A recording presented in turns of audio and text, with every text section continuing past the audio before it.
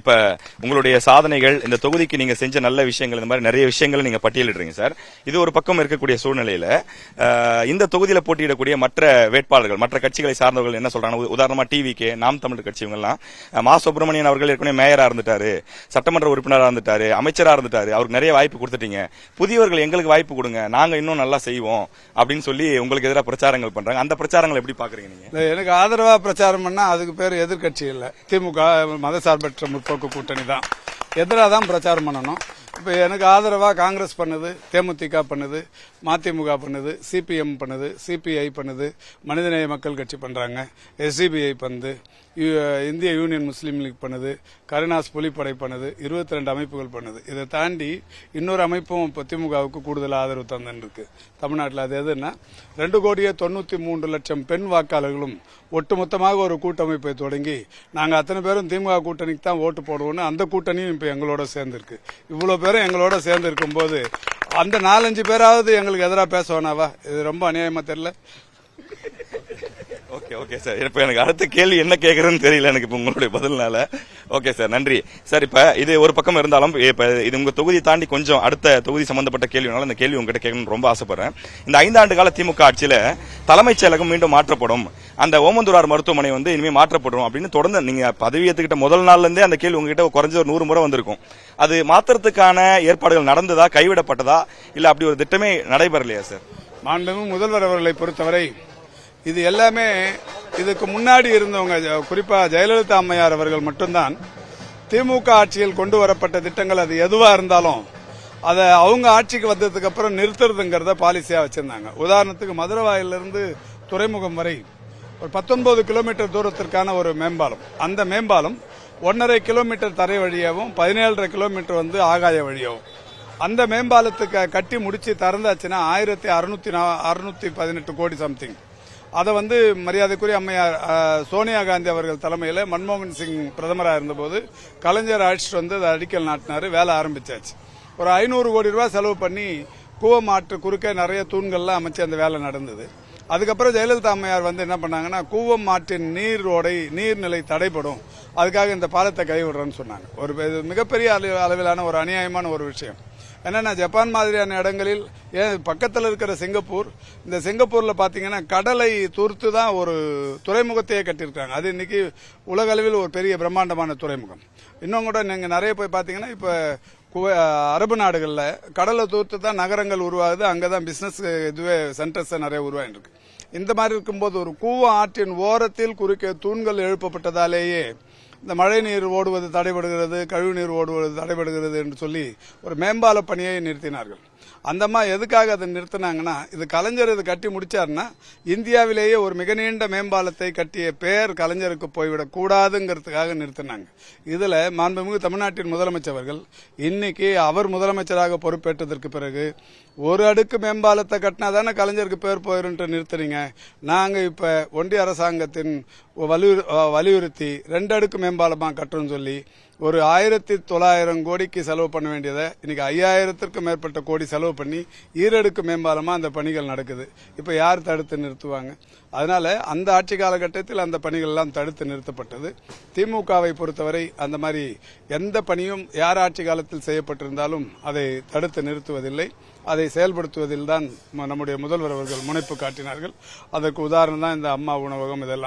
இதெல்லாம் இப்ப ஜெயலலிதா காலத்துல கலைஞர் பேர்ல இருந்திருந்தா நிச்சயமா ஒண்ணுமே இருந்திருக்காது. இப்ப அதெல்லாமே இன்னைக்கு நடைமுறையில் இருக்குன்னா கலைஞருடைய பெருந்தன்மை தான், நம்முடைய மாண்புமிகு தமிழக முதல்வருடைய பெருந்தன்மை தான். மாண்புமிகு முதல்வராக வணக்கத்துக்குரிய தளபதி அவர்கள் பொறுப்பேற்ற உடனே ஒரு 65 லட்சம் ஸ்கூல் இந்த பள்ளி பைகள் இருந்தது. அந்த பள்ளி பைகள்ல ஜெயலலிதா படமும் எடப்பாடி படமும் இருந்தது. பள்ளிக்கல்வித்துறை அமைச்சர் முதல்வர் இடத்தில் கேட்டார், இந்த பைகளை எல்லாம் பயன்படுத்தலாமா அல்லது தூக்கி போட்டுடலாமா, ஏன்னா 2 முன்னாள் முதல்வர்கள் படம் இருக்கு அப்படின்னு.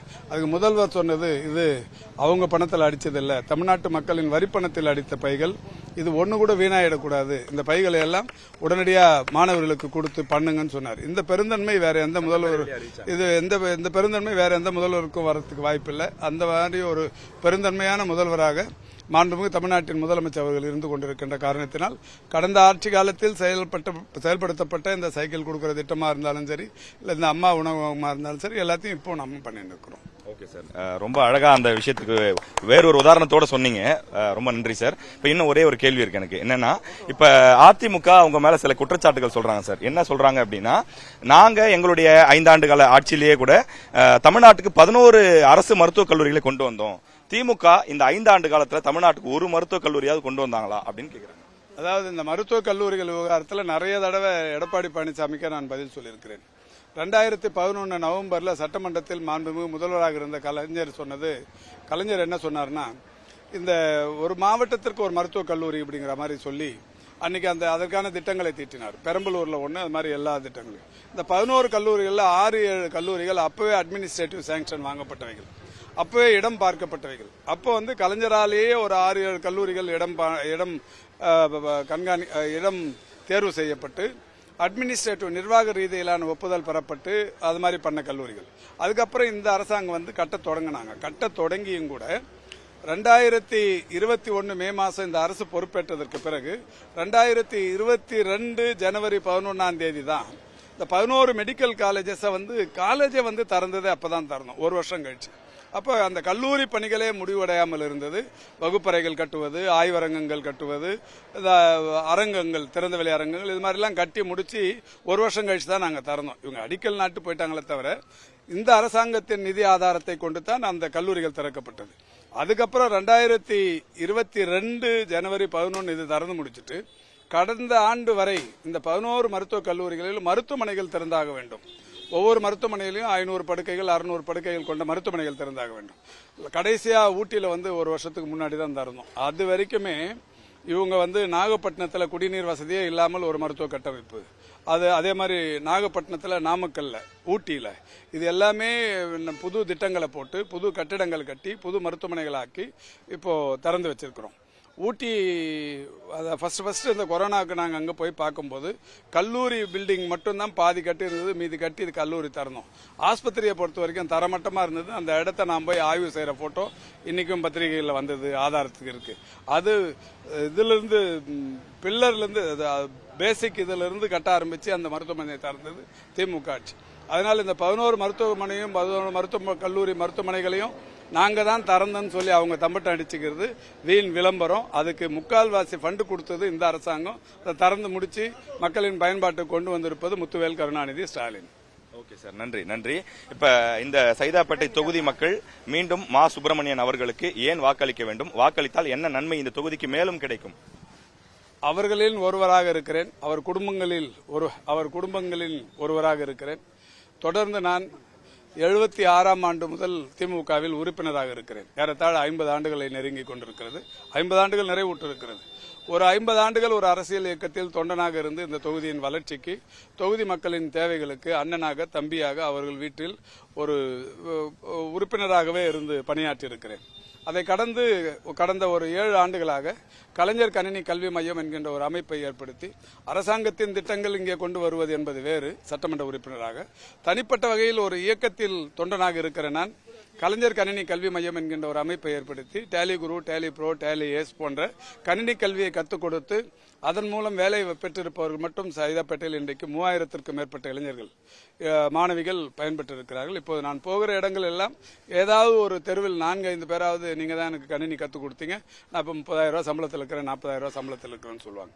அதே மாதிரி கடந்த 2 ஆண்டுகளுக்கு முன்னால் மாண்புமிகு தமிழ்நாட்டின் முதலமைச்சர்கள் உஷா தையல் இயந்திரத்தோடு இணைந்து ஒரு தையல் பயிற்சி வகுப்பு ஆரம்பிச்சிருக்கோம். இப்போ டெய்லி 100 பேர் அதில் தையல் பயிற்சி பெறுகிறார்கள். அதே மாதிரி மேக்கப் கோர்ஸ், அந்த நேச்சுரல் கோர்ஸோடு இணைந்து ஒரு அழகு கலை பயிற்சி, அதில் டெய்லி 60 பேர் பயனடைஞ்சிருக்கிறாங்க. இந்த மாதிரி இலவச இந்த பயிற்சிகளை ஸ்கில் டெவலப்மெண்ட் என்கின்ற வகையில் கலைஞர் மகளிர் திறன் மேம்பாட்டு மையம், கலைஞர் கணினி கல்வியகம் இரு அமைப்புகளின் மூலம் ஏறத்தாழ 6000த்திற்கும் மேற்பட்ட இளைஞர்கள், மாணவிகள் இன்றைக்கு பயன்பெற்று இருக்கிறார்கள். இது ஒவ்வொரு தெருவிலையும் நாம் போகும்போது பிரதிபலிக்குது. இது கட்சி ரீதியா நான் பண்ணியிருக்கிற ஒரு விஷயம். இதை தாண்டி அரசாங்கத்தின் நலத்திட்டங்கள் எடுத்துக்கினா தொழிலாளர் நலத்துறையில் ஒரு 500 ஆட்டோக்கள் 1 லட்சம் மானியத்துடன் வழங்கப்படும் என்று அறிவித்தார்கள். அந்த 500 ஆட்டோக்கள்ல மற்ற சட்டமன்ற உறுப்பினர்கள் பார்த்தால் என்னை கோபித்துக் கொள்ள மாட்டார்கள் என்று நினைக்கிறேன். 500ல் 150 ஆட்டோவை நானே வாங்கி அந்த 150 பெண்களுக்கு இங்கே டிரைவிங் லைசன்ஸ் எடுத்து கொடுத்து 150 பேருக்கும் பேட்ச் எடுத்து கொடுத்து 150 பேருக்கும் 1 லட்சம் ரூபாய் மானியத்தை கவர்மெண்ட்ல வாங்கி கொடுத்து இந்த 150 பேருக்கும் ஆட்டோ ஓனருங்க கையில மேனுபேக்சர்ஸ் கையில 10,000 ரூபாய் சலுகை விலையை வாங்கி அவங்க கையிலேயே செக்கப் மகளிர் கையிலேயே கொடுத்து 2 மாசம் நீங்க டியூ கட்டிங்கன்னு சொல்லி அதையே கொடுத்து இந்த 150 ஆட்டோவையும் மாண்புமிகு முதல்வர் அவர்கள் கொடியசைத்து தொடங்கி வைத்தார்கள். இன்னைக்கு சைதாப்பேட்டையில் மட்டும் 450 ஆட்டோக்கள் மகளிரின் பெயரால் இயங்கிக் கொண்டிருக்கிறது. உலகத்தில் அது இந்தியாவில் 4000 சட்டமன்ற தொகுதிகள் இருக்கிறது. இந்தியாவில் 4000 சட்டமன்ற தொகுதிகள் இருக்கிறது. உலகில் ஏராளமான மக்கள் அமைப்புகள் இருக்கிறது. சட்டமன்ற தொகுதிகள், நாடாளுமன்ற தொகுதிகள் என்று லட்சக்கணக்கில் இருக்கும். எனக்கு தெரிந்து உலக அளவில் ஒரு சட்டமன்ற தொகுதி எல்லைக்குள் 450 பெண்கள் ஆட்டோ ஓட்டுவது சைதாப்பேட்டையில் தான். 450 பெண்கள் பெயரில் ஆட்டோ இருப்பது சைதாப்பேட்டையில் மட்டும்தான் என்பது உறுதியா என்னால் சொல்ல முடியும். வேற எந்த தொகுதியிலும் இருக்காது. அது மட்டும் இல்ல, ஆண்களுக்கும் வாங்கி தரணும்னு சொல்லி ஒரு 300 பேருக்கு வாங்கி கொடுத்திருக்கிறோம். 750 ஆட்டோக்கள் சைதாப்பேட்டையில் மட்டும் ஆண்களுக்கும் பெண்களுக்கும் வாங்கி தந்திருக்கிறோம். இந்த மாதிரி சைதாப்பேட்டையில் இருக்கிற ஒவ்வொரு குடும்பத்திலும் நான் ஒருவனாக இருக்கிற காரணத்தினால் ஒரு 3 மாசத்துக்கு முன்னாடி பொங்கல் விழாவை கொண்டாடணும். இந்த பொங்கல் விழாவில் ஒரு கோலப்போட்டி நடத்தணும். சைதாப்பேட்டை முழுக்க கோலப்போட்டி நடத்தி அதில் 42,000 பெண்கள் பங்கேற்றார்கள். ஒரு தொகுதியில் 42,000 குடும்பங்கள் கோலப்போட்டியில் கலந்துக்கிறதுங்கிறது யாரோ ஒருவர் அழைத்தால் பங்கேற்க மாட்டார்கள். அவர்கள் குடும்பத்தில் ஒருவனாக சுப்பிரமணியன் இருக்கிற காரணத்தினால்தான் சுப்பிரமணியன் விடுத்த அழைப்பை ஏற்று 42 தாய்மார்கள் கோலம் போட்டார்கள். இந்த 42,000 பெண்களுக்கு கோலம் போட்டதை உலக சாதனையாக மாற்றி அந்த உலக சாதனை சான்றிதழில் அவரவர்கள் பெயர்களை பொதித்து வனஜா, கிரிஜா, வசந்தா என்று அவர்களுடைய பெயர்களையே பொதித்து அவர்களும் உலக சாதனையாளர்களாக மாற்றி அவர்கள் பெயரால் ஒரு சான்றிதழை அவர்கள் வீட்டிலே நான் போகிற போதெல்லாம் எல்லா வீடுகளிலும் அந்த சான்றிதழ்களை மாற்றி வைத்திருக்கிறார்கள். இப்படி இந்த தொகுதியில் இருக்கிற 42,000 பேரை உலக சாதனையாளர்களாக மாற்றியிருக்கிறோம். இதனால்தான் என்னை மீண்டும் அவர்கள் நம் குடும்பத்தில் ஒருவர் மீண்டும் வந்தால் நல்லது என்று நினைப்பார்கள். நன்றி நன்றி நன்றி சார். எங்களுடைய கேள்விகளுக்கெல்லாம் ரொம்ப அழகா பதில் சொன்னீங்க. குறிப்பா இந்த பரபரப்பான இந்த பிரச்சாரம் போயிட்டு இருக்கக்கூடிய இந்த சூழ்நிலையில எங்களுக்காக நேரம் ஒதுக்கி எல்லா கேள்விகளுக்கும் பதில் சொன்னதுக்கு மிக்க நன்றி சார். வாழ்த்துக்கள். நன்றி நன்றி, ரொம்ப நன்றி.